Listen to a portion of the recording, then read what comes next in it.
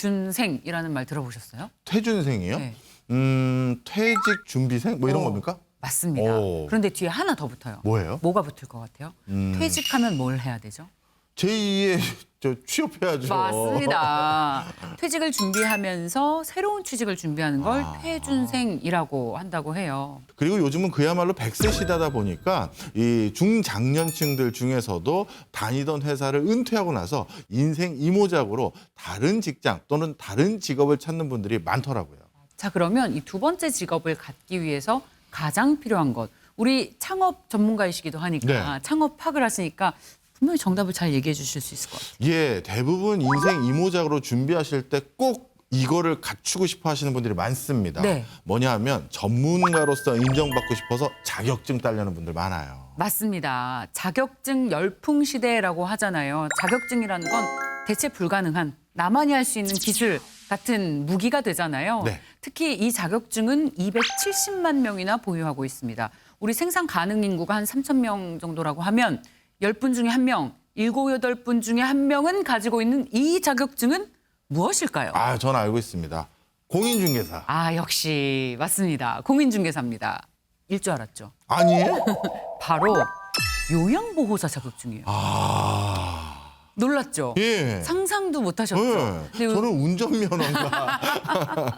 근데 요즘에 제 친구들도요. 예. 요양보호사 자격증 시간 나면 따놔라 하는 얘기가 많아요.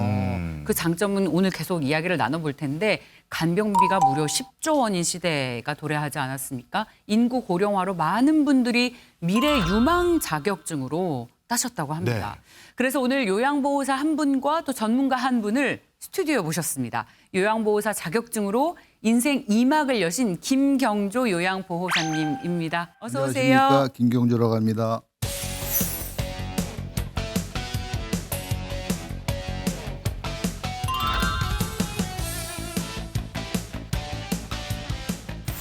자, 그리고 오늘 전직 이직 전문가인 커리어 비전의 최진희 대표도 모셨습니다. 어서 오세요. 네, 안녕하세요.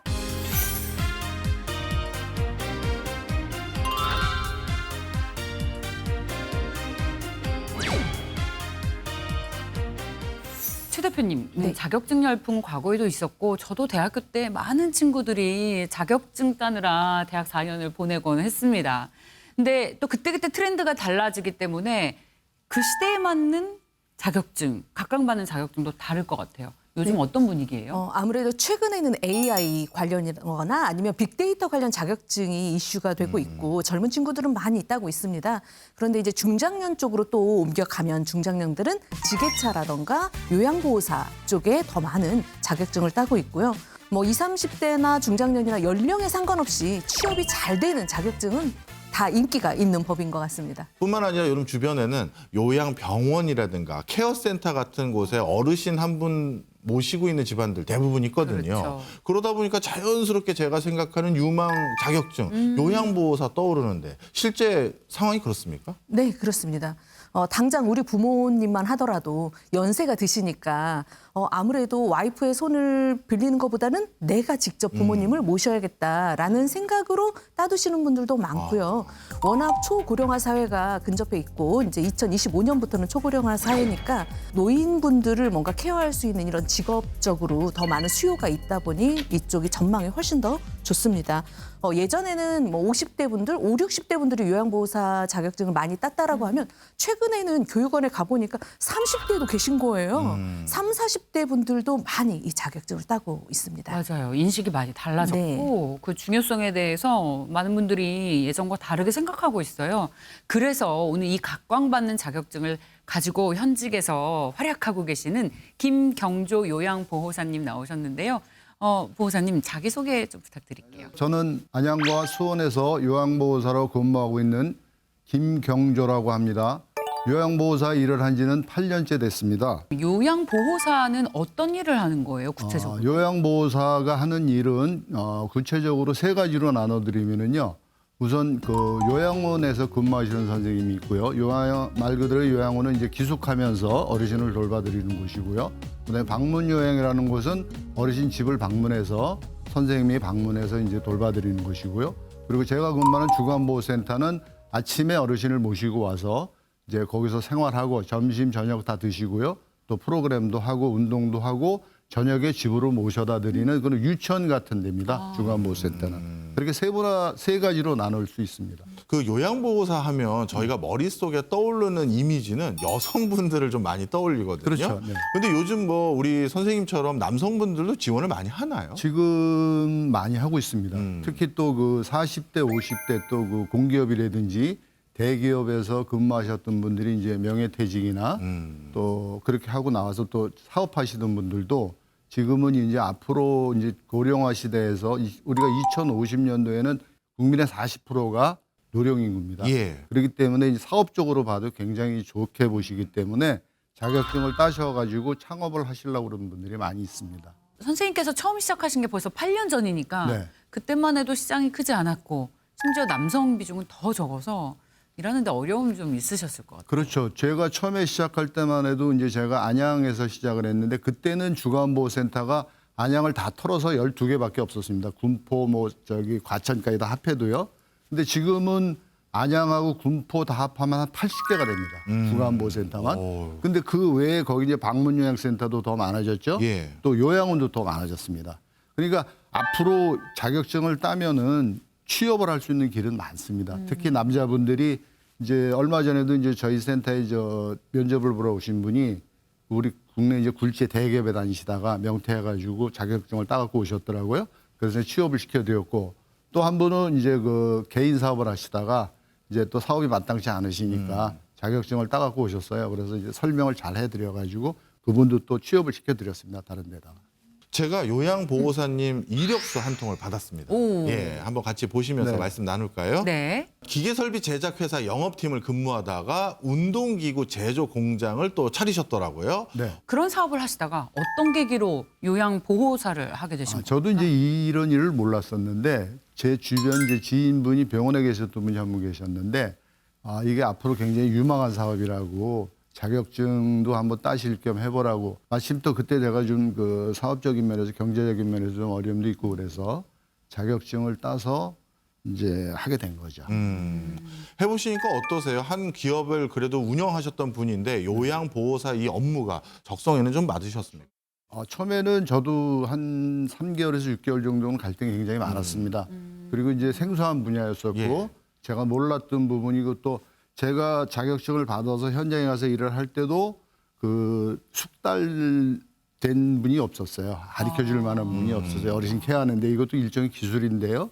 그래서 그런 면에서 굉장히 애를 많이 먹었었죠. 최 대표님, 아무리 봐도 업무의 특성상 현직 분들을 많이 만나보실 거 아니세요? 네. 요양보호사 분들 만나보니까 어떤 점이 제일 어렵다 이렇게 얘기하던가요? 요양보호사분과 간병인은 다른데 네. 마치 요양보호사를 불러서 간병인도 해야 되고 청소도 해야 되고 밥도 차려줘야 되고 너무 모든 걸 다 시키려고 하시는 거예요. 그런 부분에서 너무 요양보호사에 대해서 모르고 계시구나라는 이런 것 때문에 좀 어렵다고도 하시고 보통 약속을 하면 그 4시간 정도의 가정 방문을 해서 그 케어를 해주시는데 약속 시간을 지켜야 되는데 자꾸 이게 변동이 있는 거예요.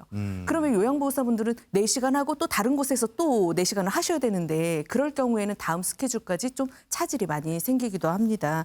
그래서 요즘에 요양보호사 자격증을 따려는 사람들이 늘고 있고 연령도 확대되고 있습니다. 근데 올해부터 요양보호사 자격증 시험에 변화가 생긴다고 하는데 어떤 내용이에요? 기존에는 요양보호사 자격증을 따려면 240시간의 교육을 이수를 하셨어야 돼요. 이론 80시간, 뭐 실기 80시간, 실습 80시간. 그런데 이게 올해부터는 320시간으로 늘었습니다. 그래서 특히 이론 같은 경우에는 126시간, 뭐 실기 같은 경우 114시간, 실습은 여전히 똑같이 80시간으로 바뀌었고요. 처음 진입하는 게 아니라 뭐 사회복지사 자격증이 있거나 간호사나 간호조무사 자격증이 갖고 계신 분들은 여전히 이제 40시간에서 50시간만 교육을 받으시면 됩니다. 그러면 방금 말씀 주셨던 요양보호사 자격증을 따기 전에 받는 그 교육 과정은 어디 가면 받을 수 있나요? 320시간을 채워야 되잖아요. 예. 아무 데나 가시면 안 되고요. 특히 요즘은 온라인 교육으로 딸 수 있다 이런 광고에 현혹되지 않으셨으면 좋겠습니다. 우리가 코로나19 시기에 한시적으로만 우리가 온라인으로 교육을 받을 수 있었는데 지금은 다 오프라인에서 반드시 교육을 받으셔야 되고요. 교육기관을 찾으시려면 전국에 있는 시도지사로부터 지정받은 요양보호사 자격증 취득 교육기관이 따로 있습니다.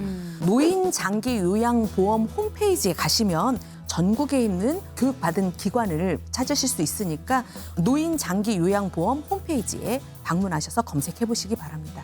320시간을 교육받아야 된다. 이거 교육비도 만만치 않겠는데요? 네, 그렇죠. 아무래도 320시간이니까 작년까지는 240시간이었는데 320시간으로 늘었으면 교육비도 더 많이 내야 되잖아요. 작년보다 올해 좀 부담이 더 많이 들어가실 것 같아요. 교육비도 더 많이 늘어났고요. 그 대신에 내일 배움 카드라는 게 있습니다. 가까운 고용지원센터에 가셔서 발급을 받으시면 45%에서 55%까지 지원을 받으실 수 있습니다.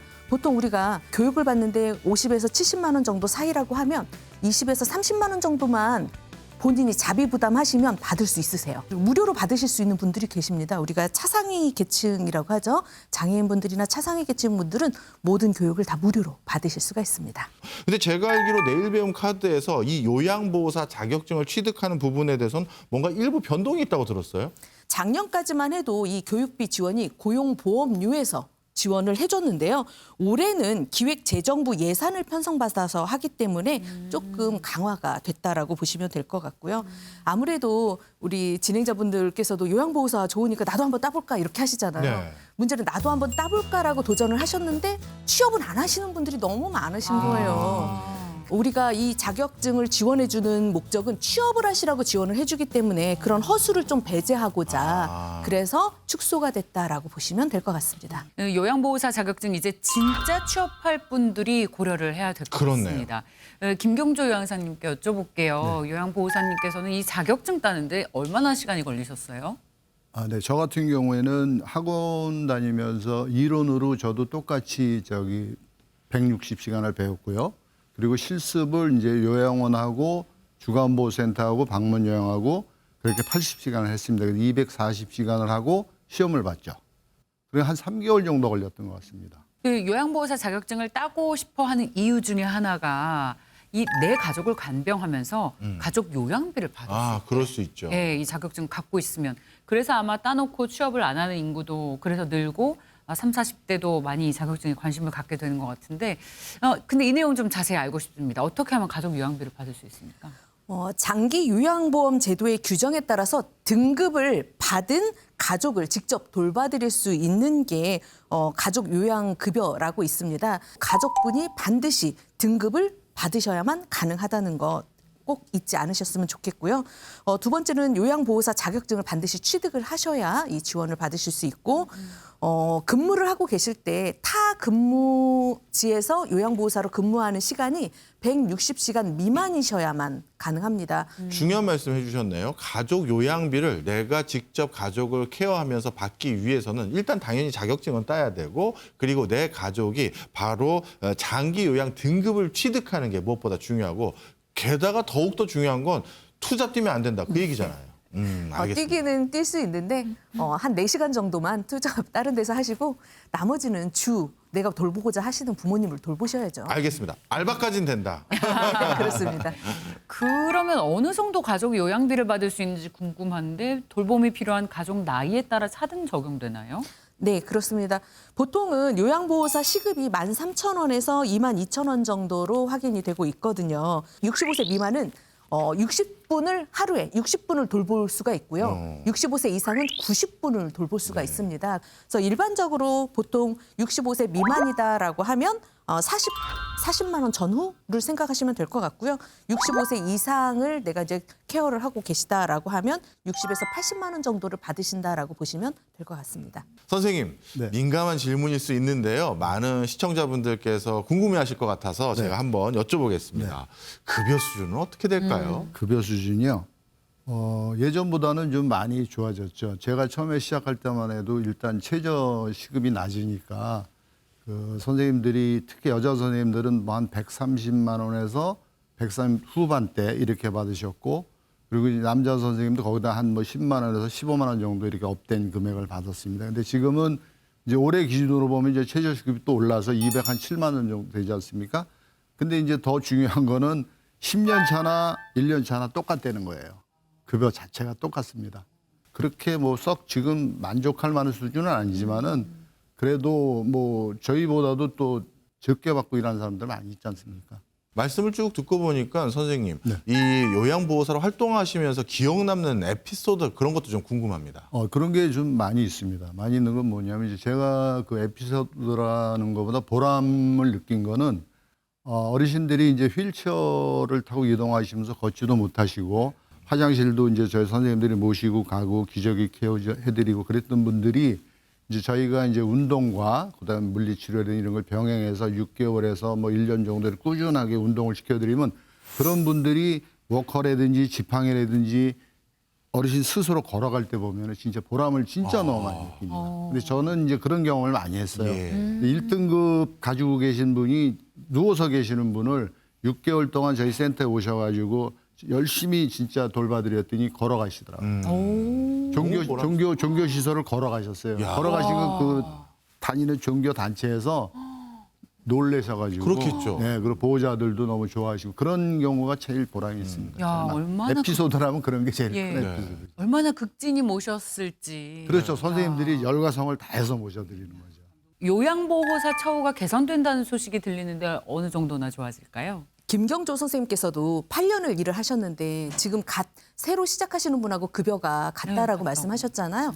올해부터는 다행히도 승급제가 적용이 돼서 오래 하셨던 분들한테는 좀 처우가 좋아질 전망입니다. 5년 이상 근무한 요양보호사 중에 한 명을 꼽아서 팀장급 요양보호사라고 보시면 되는 거고요. 우리가 선임 요양보호사를 지정을 해서 그분한테는 수당을 15만 원 더 드릴 수 있게 되었습니다. 혹시 주변에서 요양보호사 자격증은 땄지만 이 보호사로 활동하는 게 아니라 이 자격증을 활용해서 다른 분야로 진출하시는 분들도 계실까요? 있죠. 그런 분들은 이제 그 자격증을 따서 이제 뭐 돌봄센터라든지 아니면 방문 요양을 이제 뭐 내가 대표를 해서 만들 수는 있습니다. 예. 근데 센터장은 하지 못하잖아요. 자격증이 사회복지 자격증이 없으니까. 그런데 이제 저같이 이런 분야에서 월 160시간 이상, 5년 이상, 60개월 이상 근무를 하면은 그런 자격이 주어집니다. 그래서 저도 지금 그 여러 가지 자격증이 많이 있지만 지금 제가 배우고 있는 거는 서울 사회복지대학원 대학교에서 시설장 교육을 받고 있습니다. 교육을 받으면 저도 센터장이 되는 거예요. 센터를 제가 차려서 대표 센터장이 될 수 있는 거죠. 근데 그런 게 있습니다. 그러니까 나이 드신 분들은 저같이 경력을 쌓아서 이런 식으로 해서 저기 시설장 교육 받으셔도 됩니다. 오늘 이 시간 통해서 요양보호사에 대해서 우리가 다양한 면면을 우리가 알아봤는데요. 최 대표님, 이렇게 여쭤볼게요. 우리 시청자분들께 요양보호사라는 이 직업 미래가 열려 있다라고 추천하시겠어요? 아니면 좀 조심스럽게 접근하십시오라고 말씀하시겠습니까? 저는 적극 추천이죠. 그러니까 매년 할 때마다 요양보호사를 더 많이 사람들이 자격증을 따려고 한다는 건 그만큼 수요가 있기 때문이잖아요. 그리고 선진국으로 갈수록 이런 사회복지 관련한 직업들 중에서 특히 요양보호 쪽은 많이 늘어날 전망이라서 하루라도 빨리 따두셨으면 좋을 것 같습니다. 시험이 점점 어려워지고 있습니다. 맞아요. 그렇기 때문에 오늘이 제일 적기다. 오늘이 제일 자격증 시험이 따기 쉬운 쉽다. 날이다. 네, 그렇습니다.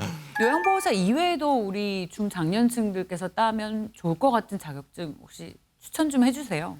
그 고령화 시대이기 때문에 우리가 실버 인지케어라던가 실버 놀이 지도사라던가 아니면 치매 예방 운동 지도사라는 자격증도 따두시면 좋을 것 같고요. 중장년들이 가장 많이 따는 자격증 1위가 또 지게차입니다.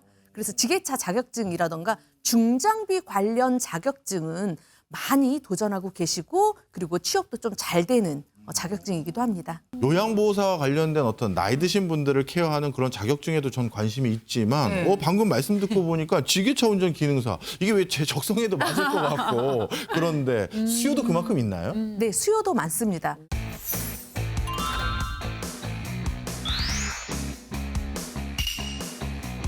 지게차 자격증의 가장 큰 매력은 아무래도 뭐 제조, 유통, 서비스업, 건설 상관없이 어디서나 사용 가능한 범용성이 제일 큰 장점이라고 생각이 되고요. 두 번째 장점으로는 아무래도 정년이 없다는 게 또 하나의 메리트가 아닐까 생각이 됩니다.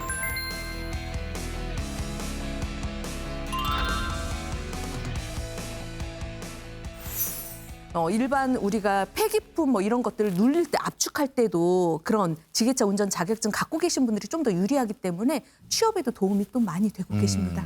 2024년 새해 맞아서 많은 분들 아마 나도 이제 미래를 대비하기 위해서 뭔가를 좀 해야 될 텐데 걱정하시는 분들 많으실 것 같은데요. 제가 오늘 여기 계신 두 분의 선생님들 말씀 쭉 듣고 보니까 자격증만큼 두둑한 미래에 대한 투자가 없는 것 같아요. 저도 실질적인 이야기 또 정보를 듣다 보니까 고민하시는 분들께 도전해 보시라고 조언해드리고 싶어졌습니다. 네.